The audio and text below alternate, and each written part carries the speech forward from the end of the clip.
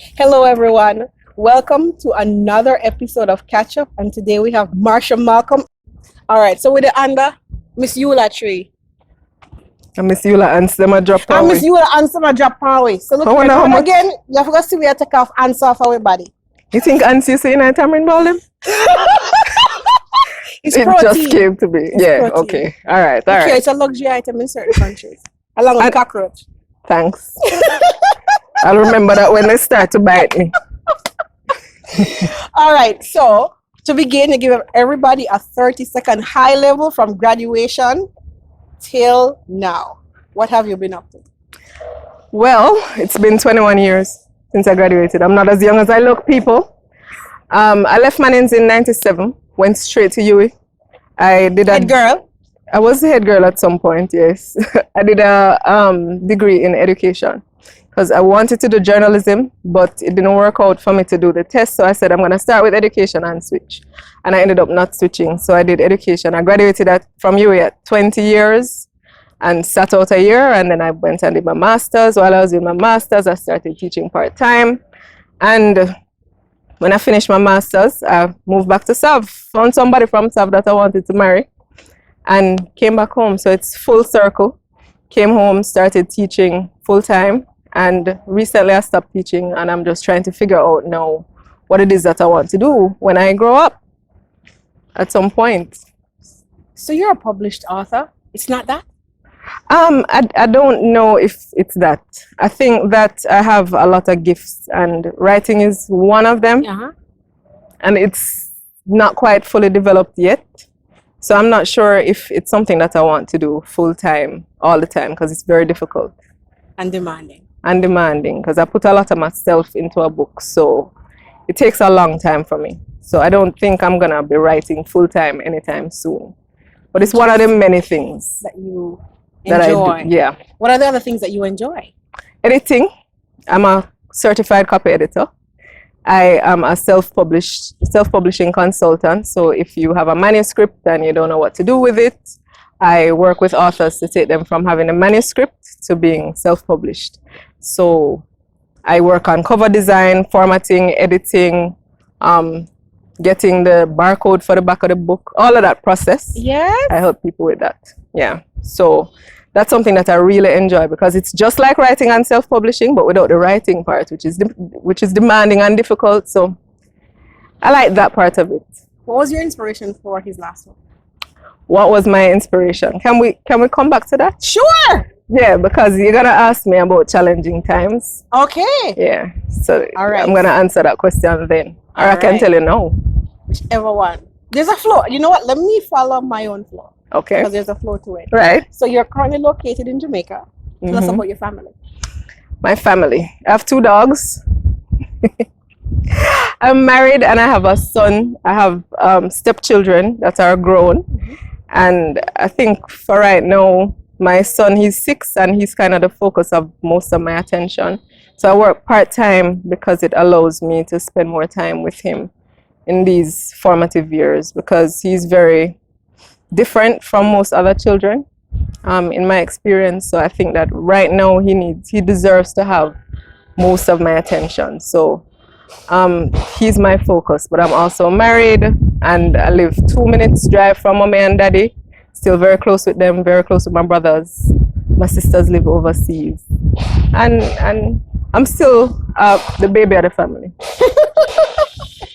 Yeah. So I was gonna ask you about what you do for fun, like fun, not Sleep. work in. Sleep. What? Sleep. Listen. Listen. You enjoy your sleep. I enjoy my sleep, especially because there's so little of it.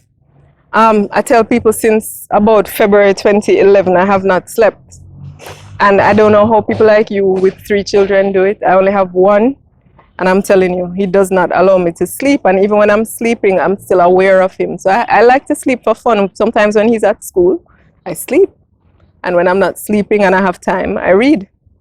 But unfortunately, when I read, I don't write. And that's where the problem is coming because people are demanding that I write. And I don't feel like writing right now. I just want to read. So I read and I sleep.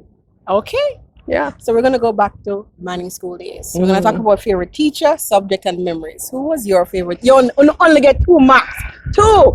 Me have one. That's Fret not thyself. Me have one favorite teacher.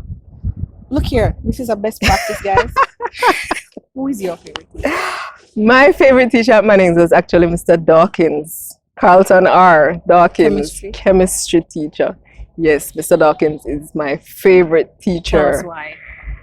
Mr. Dawkins knew his stuff, and he was a very, very demanding teacher. Very demanding. So on Friday evenings when we were in 4th and 5th form, my class used to have to stay on average 2 hours after school on a Friday. So when school ended at 3, we'd be in chemistry lab until 5.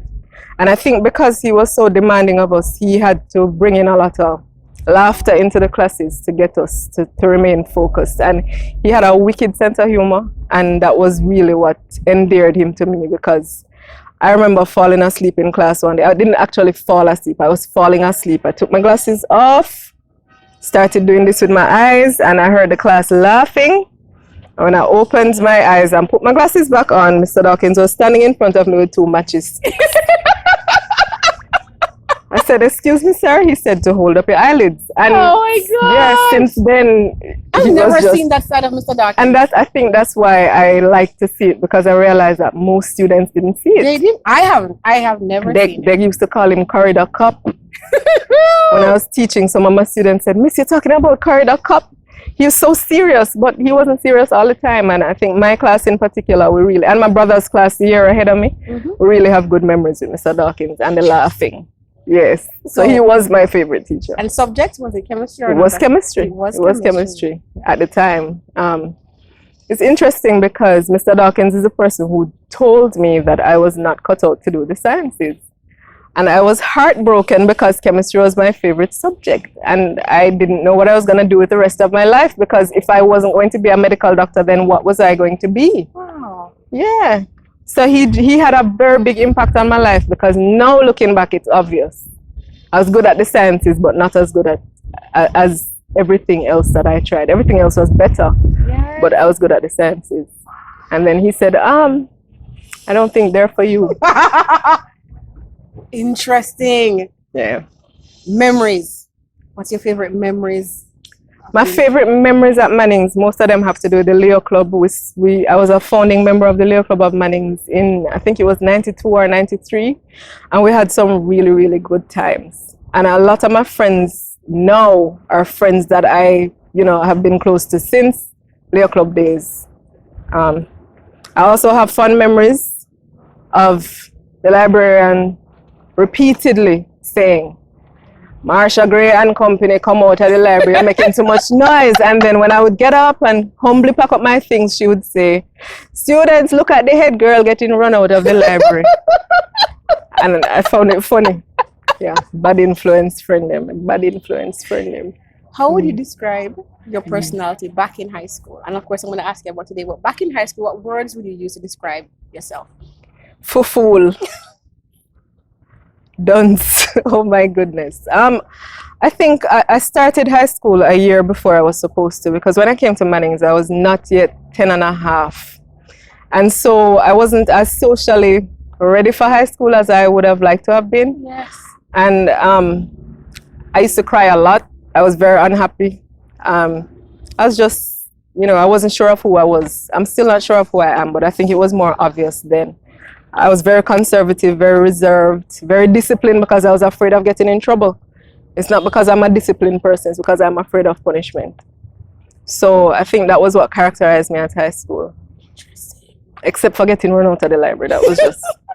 How would you describe your personality now? Now, I'm still very conservative. I still don't want to get in any trouble, but I'm not as disciplined now. In fact, it's one of the things that I wish I could develop more, is discipline. I wish I was more disciplined. Maybe if I was more disciplined, I would not have so many people writing me and telling me it's time for me to write another book, because I don't have the discipline to write. But I'm conservative still. It's obvious I'm a Christian, I'm saved. I'm funny, which most people find surprising, right? I don't know why, but I'm still trying to figure out who I am. Interesting. Yeah, at this age. In high school, looking on you, you were beautiful, you were confident. Really? Yes. That's And you were our hit never. girl. You were I don't know, is it because Marsha, what you described is not what I saw. I've never ever described myself as As a confident confident? person. Never. Never had that sense of confidence. My confidence always came from who was around me. Interesting. And growing up, when I started Mannings in first form, my brother was a head boy, and I had another brother in second form. So I had confidence because I had backitives.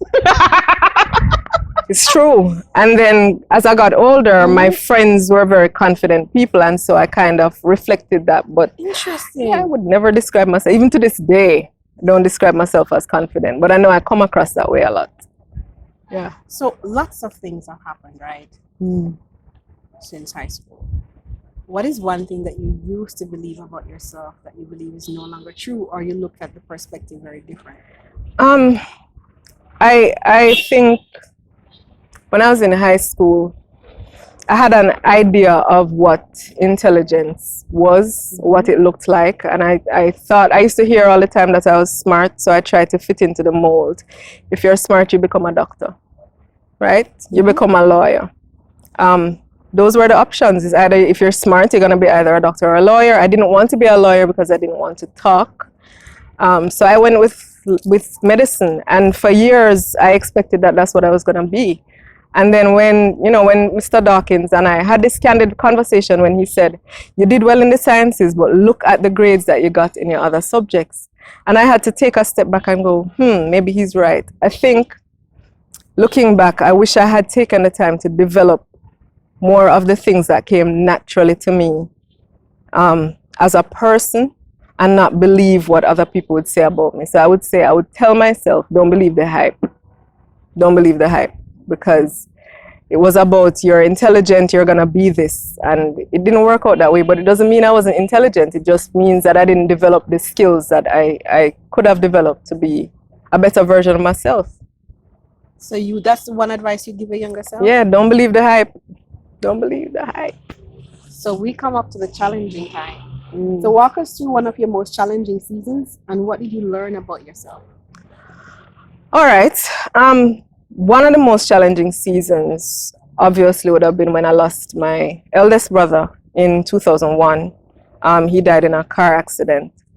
And up to that time, I was 21, and it was the worst thing that could have happened. And it probably still is to an extent. But then within the first few months of marriage, I got pregnant like literally on my honeymoon.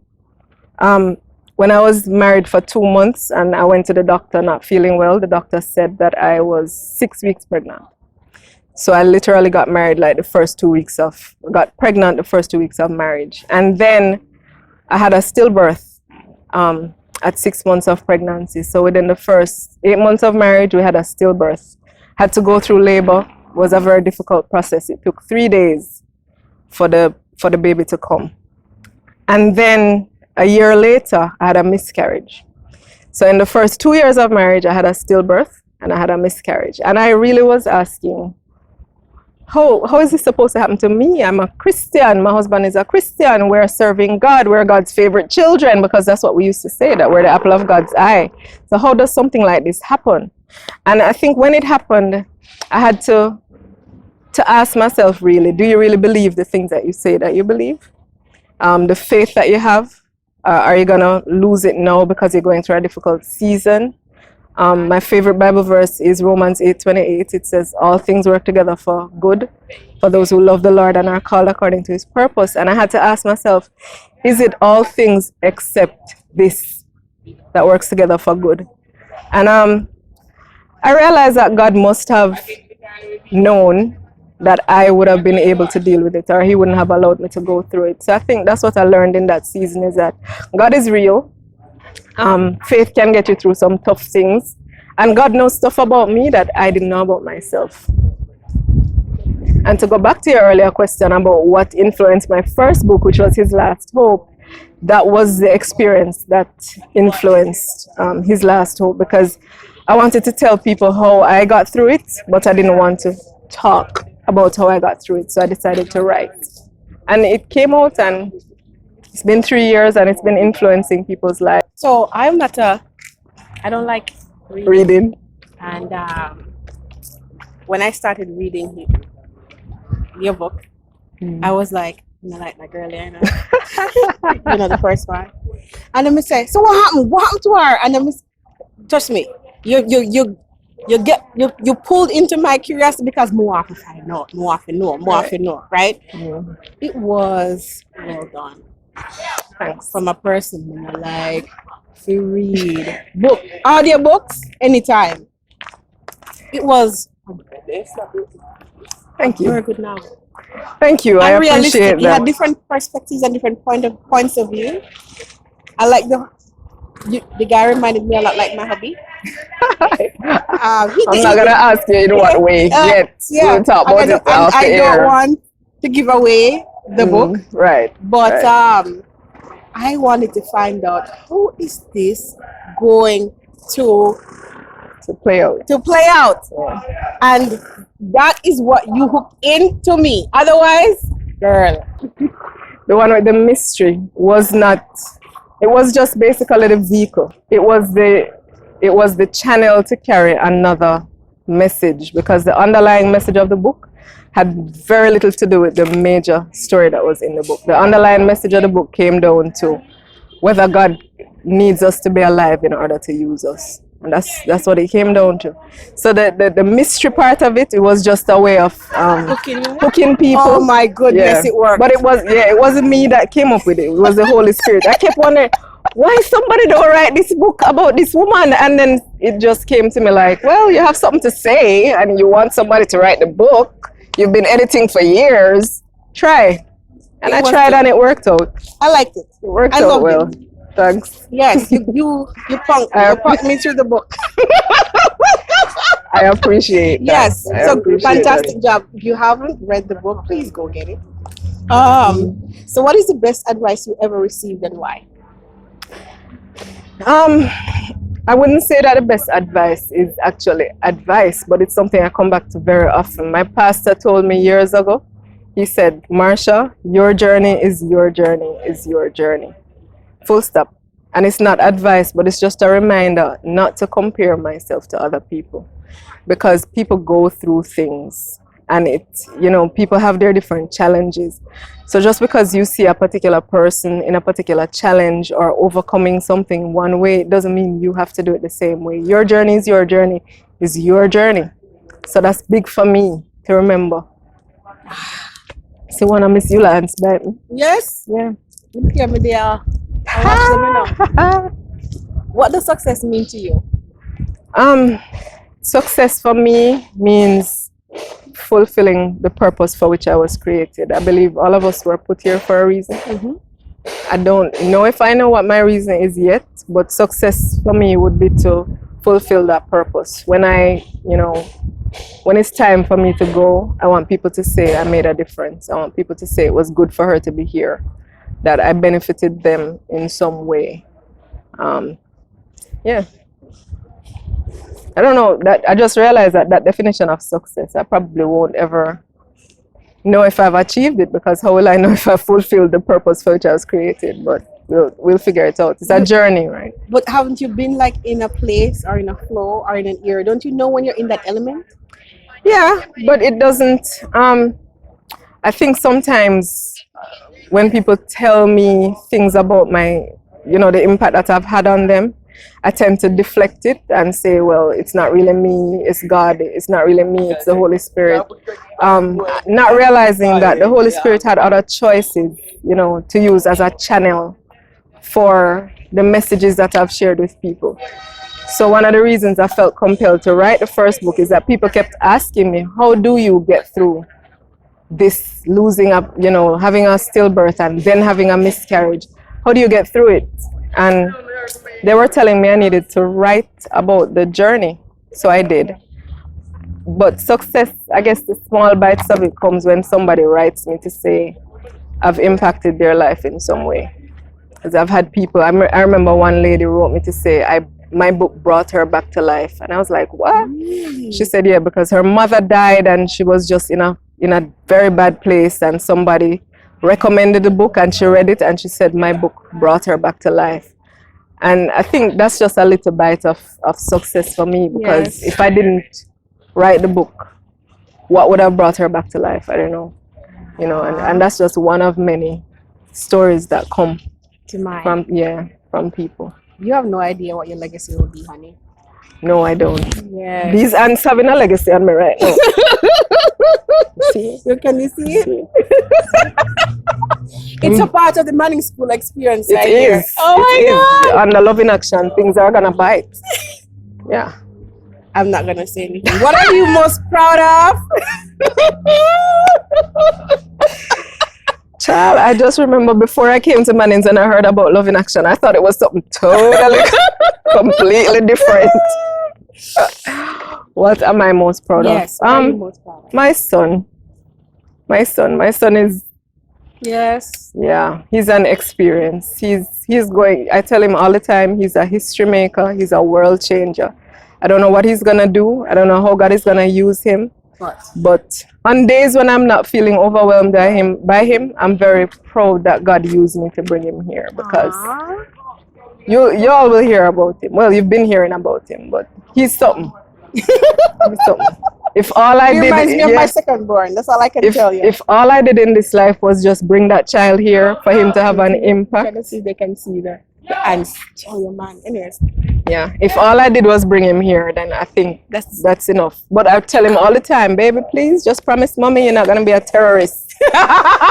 Because whatever he pours his energy in, my goodness, right? He said he's not gonna be, and he says, mommy, just stop asking me that, because you ask me that all the time, and it still applies when I told you I'm not gonna be a terrorist. So does he say it still applies? Yeah, he does. Oh my goodness. He does. One last question left. Yes, ma'am. At the end of your life, what do you want us to remember about Marsha? I want people to know that I was a generous person. I was an encourager. I don't know if that's a word, but I like to encourage people. I like to help them to see the possibilities inside of themselves. I want to help people to be who God created them to be. So yeah, I think I want people to say she encouraged me. She made a difference through what she said or what she wrote or what she did or what she helped me to do. Yeah. Thank you for doing this. Thank you for doing this. Thank you for participating in this project. Thank you for conceptualizing it, because you learn so much about people. You learn so much about people, and you realize that some of the challenges that you think you have to be dealing with them on your own, some of the people that you know have already gone through them and overcome. And if we don't talk about these things, then we won't know. Not everybody is gonna write their story in a book. Right. You know? Yeah, look. Black ants now joining the red one. Seriously. Oh my God. I wanted to come back to my alma mater, but I didn't know that it would include these ants. I totally forgot about the ants. them. Me too. When I romanticize about being under these trees, I somehow blot out the part of the ants. So let me tell you, man, this catch-up is giving you guys a whole bunch of memories, including the ants them underneath these trees. Yes. And with that, I wrap up. Yes. One of them take out piece of me. I think me have a couple bombs. Yeah. Right here. Look here, man. You better like if video them in because we are getting all them type of bump and bite because of them video. Like the videos, share the videos, subscribe to our YouTube channel so you can keep up with future episodes, and have a fantastic day, guys. Bye bye. Oh my God, mosquito. Ants.